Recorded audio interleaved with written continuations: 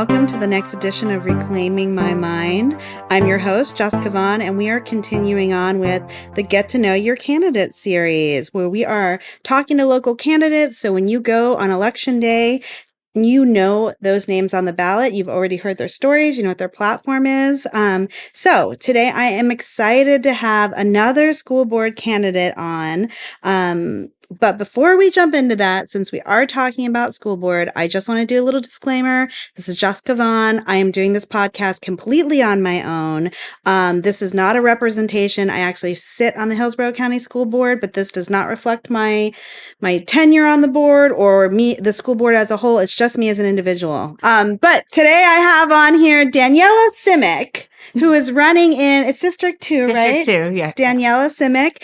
It's so good to have you here. Thank you so much for being here. Yeah, thank you for having me. The funny thing is, I feel like I'm just talking to somebody I've known for so long, right? Because you were actually working in the district and we interacted a lot when I first got elected. So it's I'm talking to an old colleague of mine. But so you are running for Hillsborough County School Board. And this is, if you get elected, when you get elected, either one, this is the only time we'll be able to talk like this, because if you're elected, we'll have sunshine laws and everything will have to be where the public's invited. So this might be our only time to sit down and do this. So, all right. So you're running for school board. Why? Why are you running for school board? Well, like you said, I've been in education for longer than the time we've known each other. I started in 2003 after I graduated from UPenn with my degree in educational policy and leadership. And I started teaching in Ybor. I worked my way up through leadership positions. I worked for the Department of Education and the Bureau of School Improvement, where I got to travel the state and support our lowest performing schools. I worked in Miami-Dade as the executive director for their D and F rated schools. And then in Duval as the chief of curriculum instruction. And then eventually made my way full circle back to Hillsborough, where I met you when I was assistant superintendent. And over the past couple of years, since I left that position, I've done work in the PTA. I actually, I'm a mom to a fourth grader, Roman. And I started as just kind of dabbling in his school's PTA, but I went to this really cool conference one summer and I attended a session that was talking about legislation.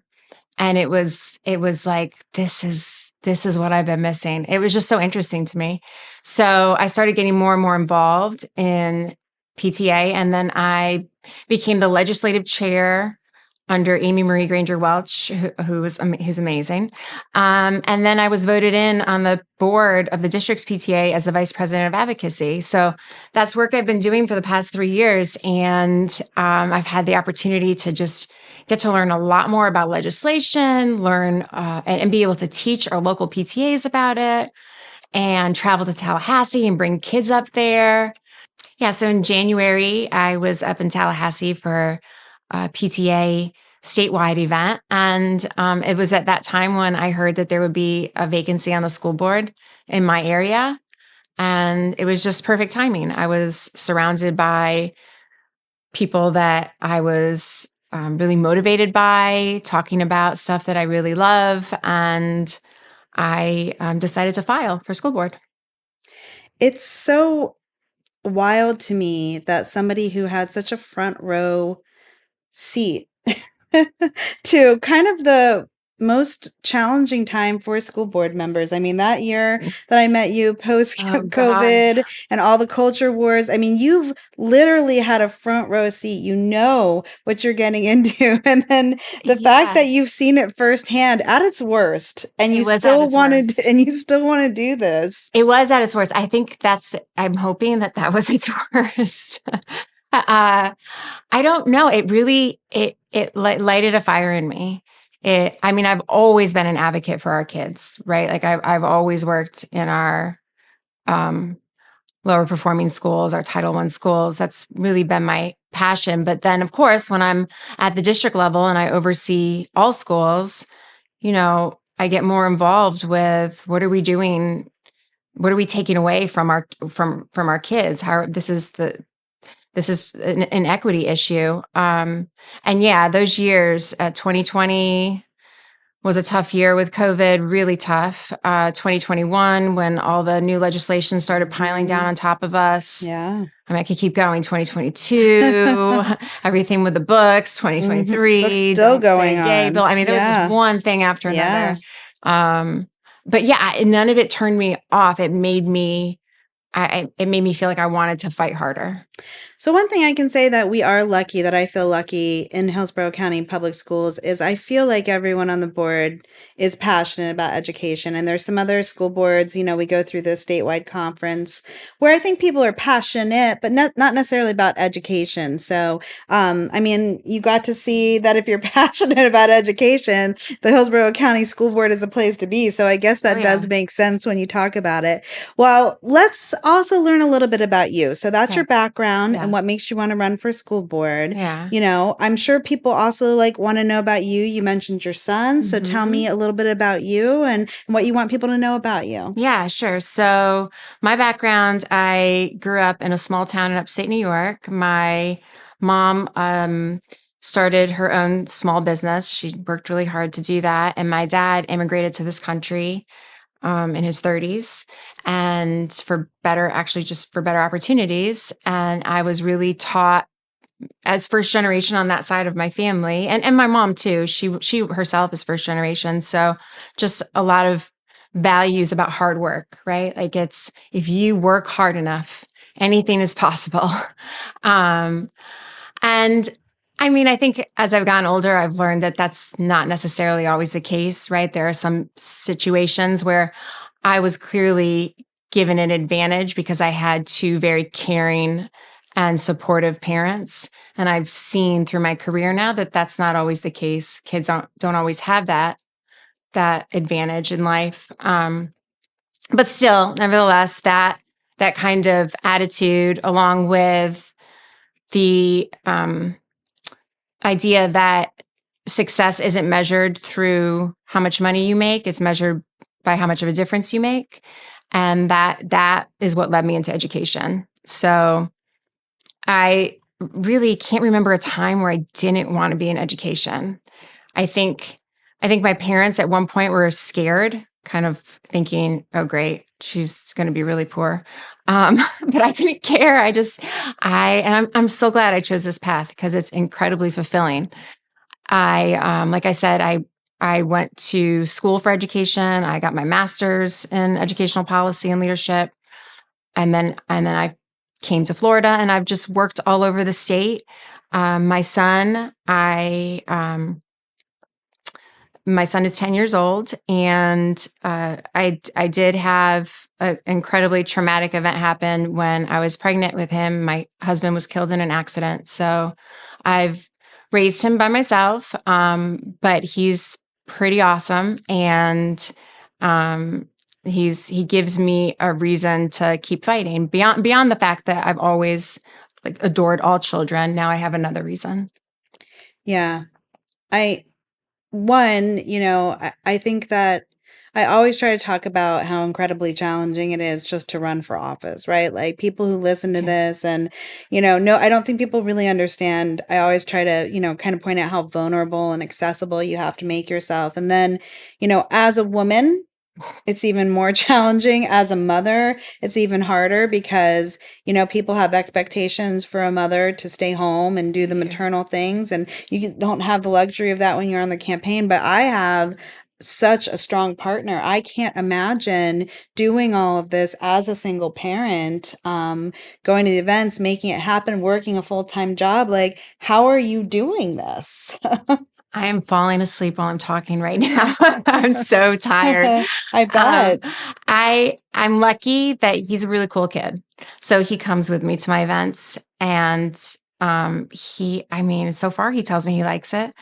And working full time, it's real. I'm going to be honest. I did not know campaigning was this hard. I had no idea. Mm-hmm. No one told me this. Yeah. All I've known is education, which is not easy. No. Right. But campaigning's exhausting because of what you said. You're putting yourself out there, making yourself vulnerable. And I think you know me from working in the school district. I was behind the scenes all the time. Mm-hmm. I was the one that was doing the work quietly. Mm-hmm. I've never been the one out front because I just don't feel comfortable doing that.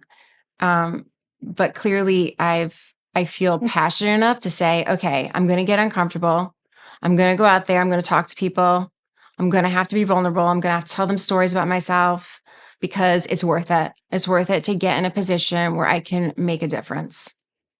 Well, first, I kind of glossed over it, but I'm sorry for the loss of your husband. I can't imagine how painful that is. I mean, I can kind of imagine because what we have in common is, my father died when my mother was pregnant, and I that's know. similar to your story. It's So, amazing. so I do understand that kind of loss, and what that can do to a household and a family, and what it's like with that hole. So, and I think that also having those kinds of one traumatic experiences in life, and two, from what you mentioned, coming from that, that Hmm. first generation, Hmm. coming from immigrant parents, kind of are all things that also I could see feel that passion, for education, and like you said, making a change and an impact in the world. I'm the same way. I don't love to talk in front of groups. Like, I still get nervous talking in front of groups. And by the way, when you confer graduations, that could be 4,000 people that you're talking to. And I'm not particularly like an extrovert, but yeah, there's something about being able to, impact people's lives, children, change the trajectory, contribute to society, make sure that, everybody has that access to education, which is the launching point for so much, Hmm. just knowledge is power, Hmm. and having any part of making that more accessible or better is all consuming, I feel like, almost. It is. I think that's also what drives me is whenever you hear people talk about issues that we have in our society, I always go back to, well, that could be solved with education. Mhm. And I have yet to hear of one issue that couldn't be solved if we did education right from the start. If we put our money and our resources in early childhood and we Mhm. started focusing on children before they hit third grade instead of waiting to third grade to put all of our resources into them because of a state assessment. Um, so that to me, I feel like if we can just get this better, I don't know if there's ever going to be get it right. There's no silver bullet, but if we can at least get it better, just think of Mhm. how many lives we could change. Think of what the trajectory of our country will look Mhm. like. Yeah, it's funny because I was reading comments, and there's all these culture wars in education now, and there are so many people who think that public schools, they're a waste and they're indoctrinating kids. And I heard there's going on with the property taxes and DeSantis and Hmm. the legislation now putting in the amendment on the ballot to I think homestead, added Yeah, a giant homestead yeah, exemption. And one lady was like, I already paid for my kids. People should have to pay for their kids to go to school. Why would I pay for your kids to go to school? And I'm thinking, where have we lost the understanding that you want like an educated society? Like, whether it's your doctor or your bus driver or whoever has to, provide services for you, why would you not want them to be as educated as I possible? know. Like, the whole concept of like, well, performing, prospering societies, what they all have always had in common is strong Strong education system. education. How we've gone away from that as a country is just mind-boggling to me. And then it's like, it feels like it's just this narrative that has to be put out by this, group of people that are so desperate to privatize education that they're just literally like, brainwashing Yeah, people to think education isn't it's bad. important. Yeah. But that's taking away from me and going on to I'm taking away from you and I going could on to a talk about that for a couple of a hours, whole but long yeah. thing. Let's get back to your race for school board, which is in District 2. So tell Um, me about your district, what it looks sure. like, what you're seeing on the campaign Yeah. trail, the people in your district, and what they care about. So District 2 is South Tampa and South County, which is Riverview, Gibsonton, Apollo Beach, and Ruskin. So it's really a large area and it's diverse. So it spans different socioeconomic status, different cultures, everything you see in District 2. Different school grades, you have A's, you have C's, right? Mm-hmm. So Mm-hmm. um, I think the thing that I see the most are parents. Well, I'm not going to say the most. There's three things that have really stood out the most. One are parents who have children who are in ESE, so exceptional student education. So students with disabilities or neurodiverse students. Or And gifted. Or I'm sorry, gifted. That's right. Yeah. So my child, Roman, he had an IEP. Now he has a 504 and an EP. So he's had all three. Same for mine. Yeah. Mhm. And I understand that process, and I understand how frustrating it can be. Fortunately, he has me, and I forced him to memorize his accommodations. But there are a lot of parents that come up to me, and that's kind of their big concern is, hey, I'm really worried my kid isn't getting the services they need. And it's difficult for me to say anything negative about the support that's provided because I know our teams are out there working hard, but we are lacking the supports. We're lacking the amount of people that we need, the resources that we need.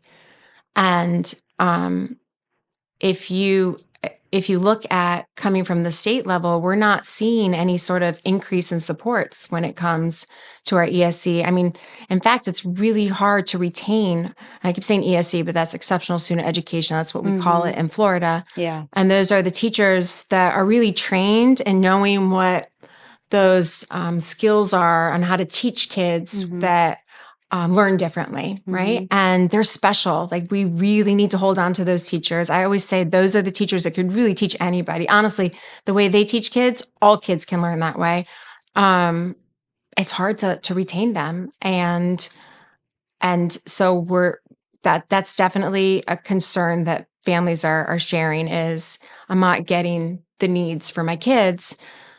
I mean, part of it, if you ask our district right now, they'll tell you that they're really bogged down with staffing, doing IEPs and 504s for the students who have taken vouchers, right? Yeah. Because they have a shorter timeline. they as do. well. Well, they have the 30 days, and by law, our district has to provide them those services. And they're jumping in front of all of our They kids who've are, been waiting. yeah. So that's pulling the tiny bit of supports we have. It's pulling those away now too. Yeah. So I hear that. The other thing I hear is I'm too afraid to send my kids to middle school. Like I hear that so often. I don't want my kids to go to middle school. I want them to go to a K-8. So I'm going to take them out of public schools. And it's always that 5th grade transition where parents are saying, I don't want to send them to middle school. And so there's that kind of, conversation about, well, what are the benefits of a K-8 versus a middle school? And I usually explain that to them. And then I would say the third thing is really, it's more of a question that people ask. And this is primarily coming maybe from non-parents, is kind of the question about vouchers, right? How do these work? Where is this money coming from? Is this really coming from the same pot of funds? Are we really pulling from our public schools? And then some people, like you said, are saying, well, so what?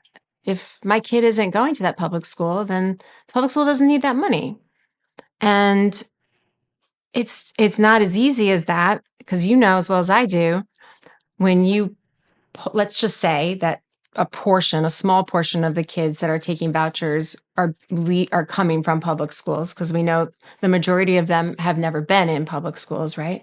But let's just say those that are coming from public schools all come from the exact same classroom in the exact same school. That's not the case. They're spread out throughout the district. So yes, you lose per student funding for that one student, but you still have to pay for that teacher. You still have to pay for that building. You still have to pay for all of the curriculum, and those costs are the same. You just have less money now.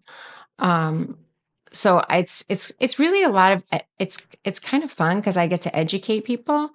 I think a lot of people just have a lot of questions, and yeah, I would say those are the top 3 that I hear from people out there on the campaign trail. So what knowing as much as you know of what the school board is and policy and how the district runs, what would you, and it doesn't mean you could make it happen, right? Because what you advocate for and what you can make happen because you have a majority of the board are two different things, Well, right? also the things the board can do versus what the state does, right? Oh, and what the superintendent controls, right? Which, Mhm. unless we're going to write specific policy, that's up to him, or her at the time, but it's Yeah. him. So, based on that, like, what do you think? Would you advocate for transitioning more schools into K-8s with the fact that that's going to be a heavy investment to retrofit Heavy those investment. schools, and or let have parents have their middle school kids sitting in portables with no gymnasium? Like, what would you advocate for K-8s, or what do you think the solution is for that? I mean, obviously moving forward we should look at that model and build in that, but for what we have now, I mean, most of our schools are the schools that have already been built. Yeah, I think it's a case by case situation. So for a school that's already been built that's wanting to transition into it, it's not always doable. And in that case, we really need to invest in our middle schools. We need to, if we're hearing that if the data is showing that we're losing families at middle school and we don't have the ability to create a K-8 in that area, then we need to ramp up that middle school. We need to look at who's leadership there. What does the support look like? What professional development are the teachers getting? What courses are we offering? Extracurricular, and make that school attractive to the families and make it academically successful. Um, I would like to see a really big focus on improving our middle schools just in general, whether it's the 6-8 part of a K-8 or a standalone 6-8. I like that. Yeah, I think that's a good answer. What about with the ESE? I mean, I agree. I ran on ESE. My kid also had a 504, IEP, EP for Yeah. accelerated. We've been through the whole gamut. I constantly advocate for ESE from the dais. So does member Rendon. She's really passionate about it. But again, we have so much funding. There is that 30-day clause compared to Yeah. 60-day, unless the Yeah. state legislation changes that, which I think the House was amenable to last time, but Yeah. or one of the bodies was. Either way, it didn't get passed It this didn't get time. passed. No. So what would you do to strengthen our ESE department, exceptional student department, knowing the constraints of the district, the funding? Yeah. What's the answer as a school board member? So, as a school board member, I think a lot of it has to do with supporting decisions from the superintendent. But the decisions that I would hope that come from the superintendent and his staff would be that we need to make sure that our gen ed teachers are equipped with the strategies and the tools to be able to address the needs of our students with IEPs and 504s and EPs. Because the reality is we don't have enough ESE, VE, all the acronyms that educators So like to many, use. so We many. don't we don't have enough of them Mm-hmm. in our classrooms, and it's it's it falls on the gen ed teacher, which is like the regular classroom teacher, right? It falls on them to have to be able to address the needs of so many different kids. So what are we Mm-hmm. doing to support the teachers? What does our curriculum look like? How does it Mm-hmm. integrate our ESE strategies? Not just ESE, what about our ELL strategies, Mm-hmm. right? How are we providing professional development that sets those teachers up for success? Because we know the kids are going to be in front of those teachers every day. They're gen ed teachers. We can't say with all certainty that they are going to have the support of ESE. So, um, I mean, besides there being some sort of miracle that we suddenly get a whole bunch of funding and we can hire a larger staff of ESE, I always go into kind of planning mode of, okay, well, this is the reality we live in. So let's work within these boundaries. And I've really thought hard about this. And I know that our classroom teachers don't want more on their plates, that's for sure. But I do think that they would feel better equipped if they had the supports and tools to know how to deal with a variety of learners in their classroom. And many of our teachers already do. So then it's about how do we get those teachers in front of others to train them. I know that's really more of like an academic, that's kind of goes back to my like assistant superintendent mind frame, and I know that that's not necessarily the purview of the school board, Sure. but having been in that assistant superintendent position, I know how important it is to have the support of the school board. Mhm. And because you can't it's really difficult to get things done if you don't have their support. Mhm. And when it comes to ideas around how can we increase our support for our ESE, we need to work together on that. And just to go back, in case anyone's listening, ELL stands for English Language Learners. Yeah, sorry. In case anybody heard that acronym and is wondering what we're talking about. Okay, so I mean that's going to segue into, let's talk about your platform then. What are the 4 pillars of your platform that you've identified, or 5, or whatever I had you to want to add a share? 5th because I Okay. had so many. I was cramming them all in. So my first really focuses around retention, and not just teacher retention, but staff. We have support staff too. We can't leave them out of this conversation because they're so incredibly important. I mean, we have lunch ladies, we have custodial staff, we have so many people that help our schools run, and we have a very high turnover rate. And it's because a lot of it has to do with salary. Mhm. We can't deny that. We Sure. are last in the nation when it comes to teacher pay. Mhm. And that's something that's hard to work around. But I'm the only endorsed candidate in my race to be endorsed by the teachers union. And when I spoke in front of them, I think what really resonated with them is that I really focused on, hey, we know the salary is tough, but we also know that your working conditions and expectations are a lot of the times what leads you to walk away from this profession, or to leave and try another, I don't know, state or whatever it may be. And some of those things is that we expect our teachers to take on the position of not just teaching, but mental health counseling, a lot of disciplinarians, right? We expect our teachers to cover classes for other teachers when they're absent. We don't always honor their teacher planning time. Mhm. We expect them to Mhm. take their work home on nights and weekends, but we don't pay them for that. Right. And these are things that start to eat away at you.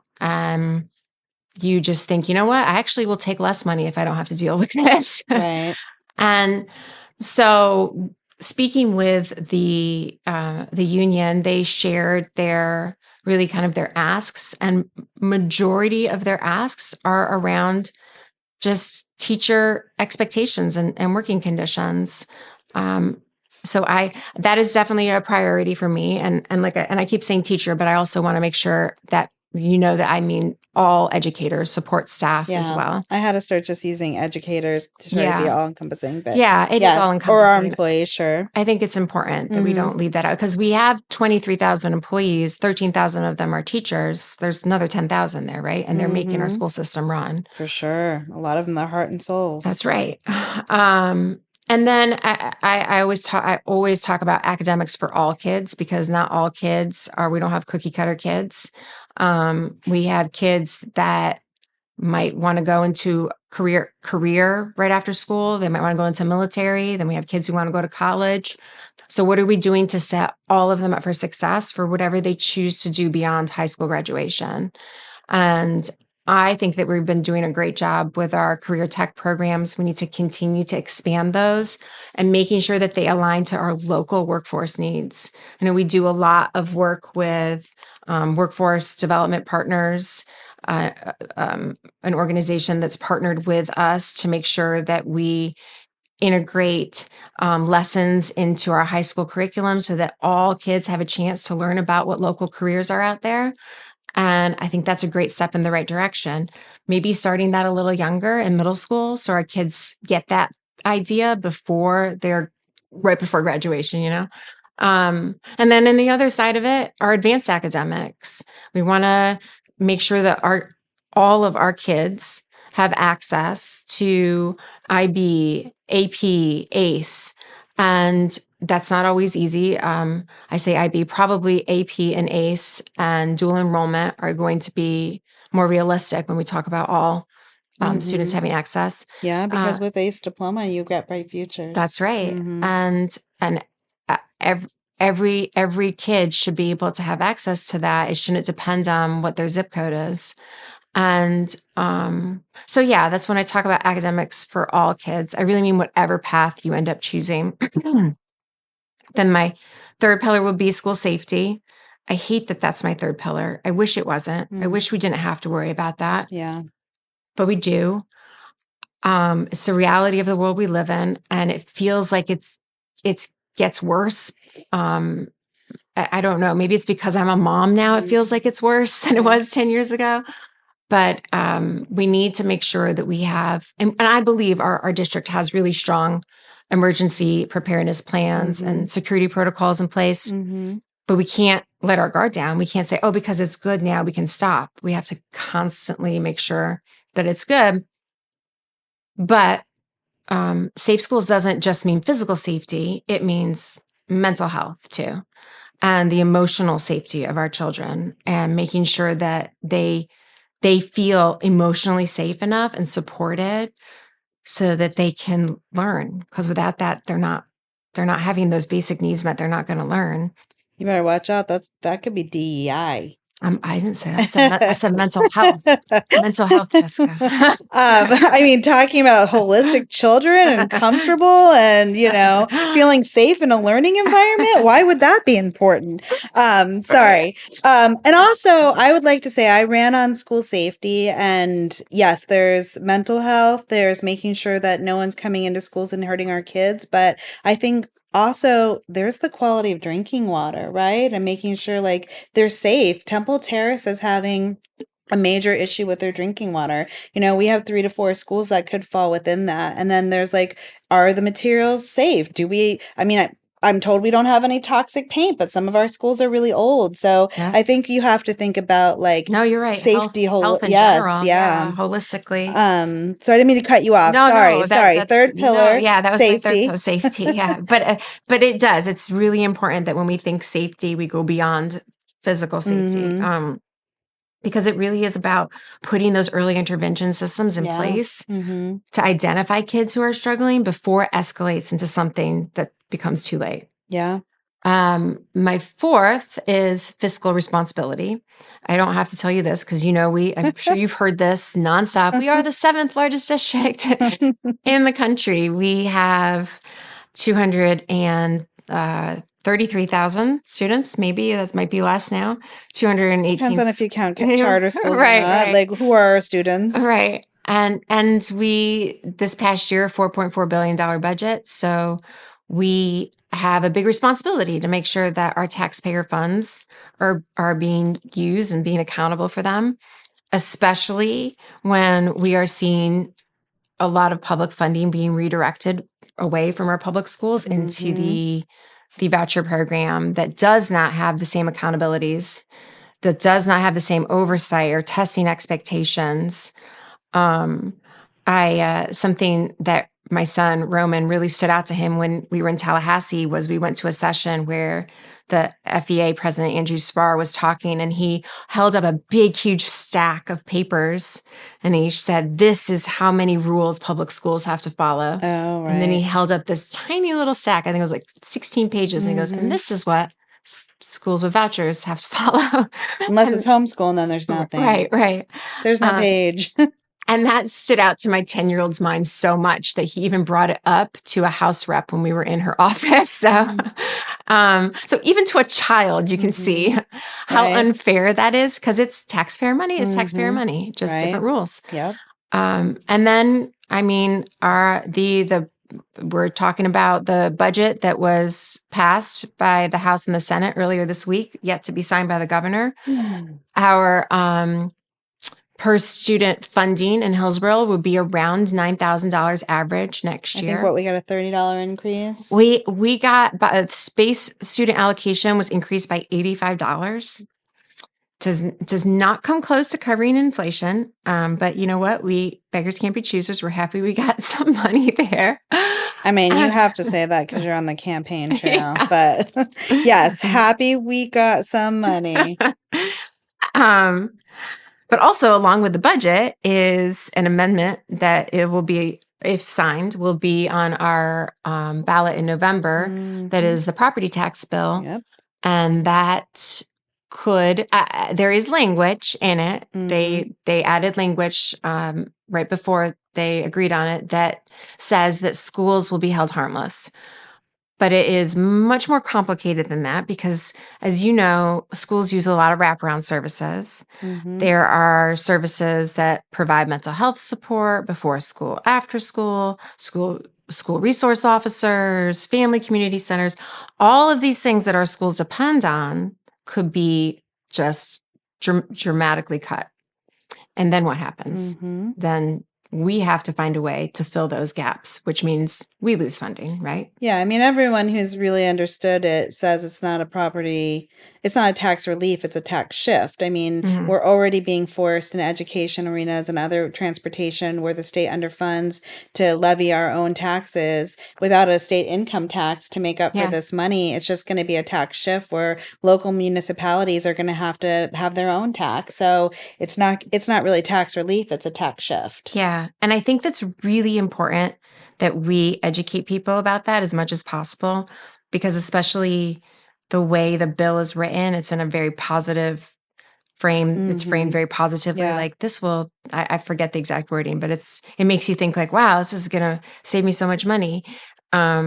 We just have to make sure we're educating people. I mean, if they still choose to vote for it, they choose to vote for it, but it's our job to educate them. So then my fifth pillar, which I really tried to narrow it down to 5, is communication and transparency. And I know you love this one. I do love that one. I know you'll agree with me on this one. I do love that one. This is something I have spent my career trying to improve. It's not just a Hillsborough thing. It's just, it's just working in a large organization thing, right? And it is difficult to get communication out to so many. We're talking hundreds of thousands of people.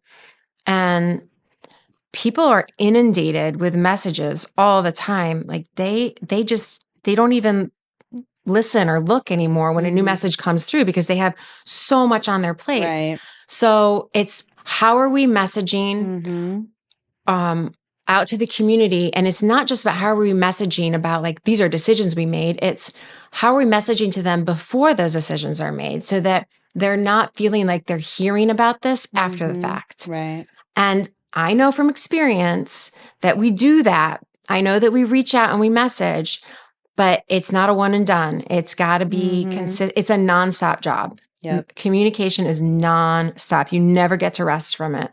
And I think that people, when they feel lack of communication, they equate that to lack of transparency, which they equate to distrust. And in my mind, the way to build back a lot of that trust that we may have lost is through continuing to be transparent and communicate. And I know that's something that everyone appreciates about you because you always do that. Yeah.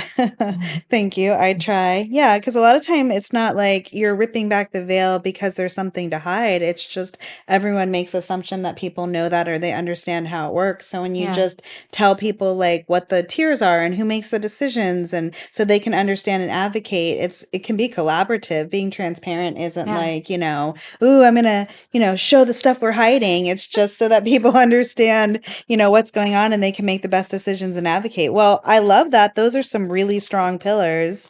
We're getting closer to the end, so I want to give you some time to talk about anything we didn't talk about, as well as tell us how we can get involved in your campaign. But there were a few more questions I wanted to ask. One, I kind of asked this to another school board candidate that came on, and we spent a lot of time talking about it. People keep assuming that like the culture wars in education is going to end, right? I mean, you mentioned there was the books. Well, the book continues and, conveniently, and I don't think this was intentional, but, everyone thought there was going to be all these eyes on county commission and city council as they voted for this, stadium funding. But at the same time, unfortunately, we had an employee who hung a black baby doll from a classroom, and that made news internationally. And, it just feels like, yeah, with the attack on DEI and the attack on Don't Say Gay, it's pitted people against each other and it's made all these issues where there aren't issues. And it just feels like there's never ending culture wars in education. You see it from our state leadership, fanning the flames and casting Mm-hmm. accusations that are things that are not going to be Mm-hmm. true. It's one, a distraction from what's really It going is. It on. is. And Yeah. two, it's another reason for people to pull their kids out of public It school, right? is. Like, I don't Which, agree with this side. Oh yeah. no, they're going to turn my kid gay. Or on the other side, they're going to stick Turning Point and they're, teaching anti-communist on both sides. It's like Mm-hmm. culture war issues that are Mm-hmm. making people afraid to go to public And they just pull them schools. out because they've had enough. Yep. And plus, they could make $9,000 by keeping them at home. Mm-hmm. So, how do you see yourself staying focused on these things that you care about and navigating, which I feel like, our culture war, explosives being thrown in your path Mm-hmm. every Mm-hmm. time you're trying to get down to the nitty gritty and Mm-hmm. focus on things. What's your approach kind of walking Yeah. it, potentially into the school board, knowing what you may face? How are you going to handle these like never ending culture wars? Yeah. I, I I hope that I go about it the same way I did when I was at the district. When you get like these things thrown at you, your knee jerk reaction is it's like, oh my gosh, we have to change everything. Something awful is going to happen if we don't change our policies immediately. Um, but what I learned to do was to really step back, take a second. And if we're talking about like new legislation or a random executive order or whatever it may be that was thrown our ways, still thrown our ways, and to really read through it, work with our attorneys to make sure we're interpreting the language as is, to not misinterpret it and overreact.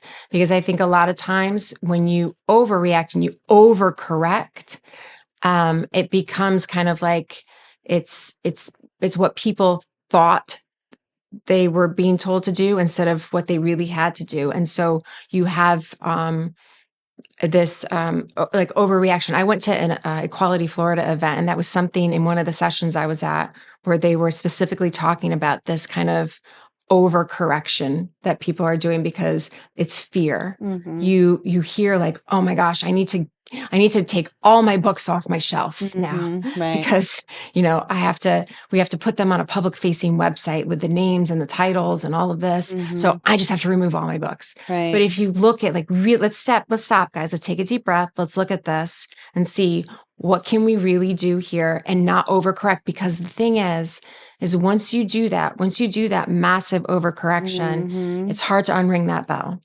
And it's hard to take back that kind of that rumor that's been spread out there and that fear that's now lives among people. And Right. fear drives so much of what ends up happening through these culture wars. Mm-hmm. So I that's what my intention is to be very calm about my approach to it, to not over react or overcorrect, and to keep my eye on the ball, which is all children deserve a great education. That's what we're here for. And regardless of your background, your learning differences, your zip code, what you believe in, who you love, you all deserve a great education and focus on our work. Nice. You'll have to remind me to do that too. Because it's hard when your constituency feels real fear and pain It is. to be the person who can take that and then keep calm in the storm, when you have so many people who are looking for your leadership. And no matter what you say or what you do, it's going to be wrong. That's right. That's No right. matter what you say or do. Yeah. And Um, don't get me wrong, like on the outside, I always look very calm. I'm like dying on the inside of like, oh my gosh, this is crazy. But people look to you. And when, it's just like when your kid falls and mhm, smacks his head, right. looks right at you like, am I okay? And if you're calm, Hmm. even though you're not really, it feels like it's okay. Well, I've loved talking to you. I love what you've shared with us. I feel like hopefully anyone listening has a really good feel for, what your background is, what your strengths are, what you feel passionate about, your vision, what you hope to do on the board. I think it's very clear. Is there anything that you want to kind of share that we haven't Oh, talked yeah. about? Sorry. You asked about my campaign. So Yes, interested in learning more about my campaign or me, my website is danielaforschools.com. Can you spell that? Is that Yes, for FOR or is it the yes, it's the my number? name, which sometimes people put to it. So my name is DANIELAFOR schools. So .com? danielaforschools.com. .com. Yep.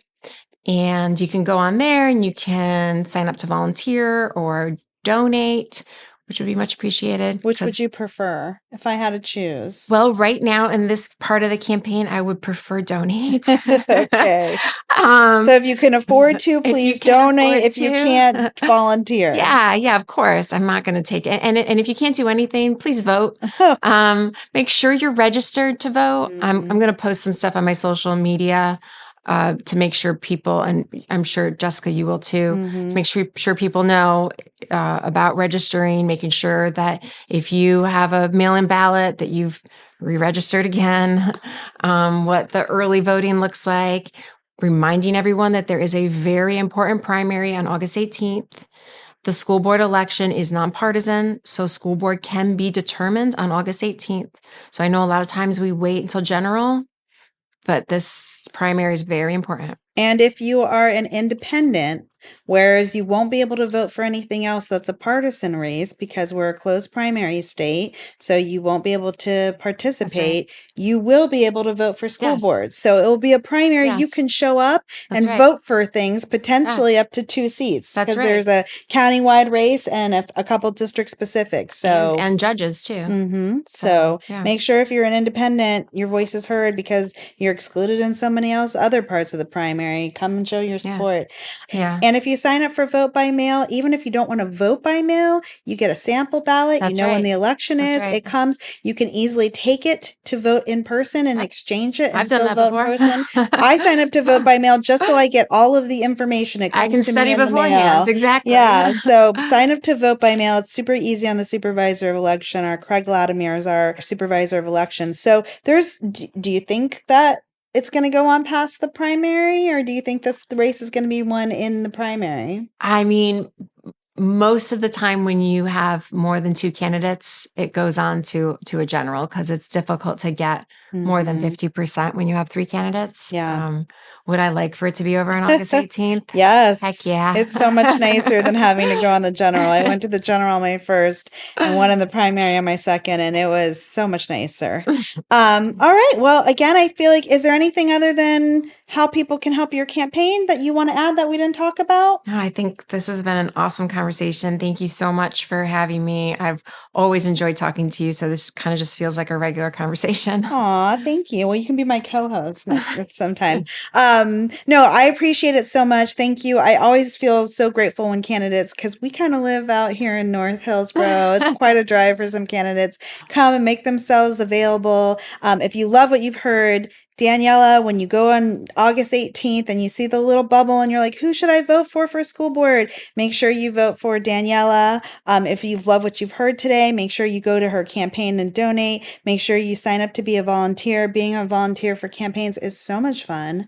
And, again, I challenge you, as I do with every single episode, to figure out who represents you, who is your elected official, all the way from who represents you at Soil and Water, your school board members, if you live in the city, your city council person, your county commission people, your state reps, and all the way up to your United States senator. You should know who represents you at every level. So if you don't know who's sitting in that seat making those decisions for you right now, go to our supervisor of election, Google who is my state rep, figure out who represents you, find out if they're doing the job that you want. And if not, vote for the person who is going to do the job that you want or aligns with your values. That's the most important thing that you can do right now, especially when it comes to education, which right now is in the process of being privatized in Florida. People, don't put enough energy into school board elections. They don't really understand what school board does, but it's extremely important. We're on the front lines right now fighting for education. So make sure that you go out and participate in the primary on August 18th. Thank you again so much, Daniela. Thank you to all of our listeners. You've been listening to Reclaiming My Mind. I'm going to give a shout out to my husband, Neelish, who's the audio engineer over here doing all this recording and editing. Thank you so much. And I hope you guys have a great evening. Thanks again.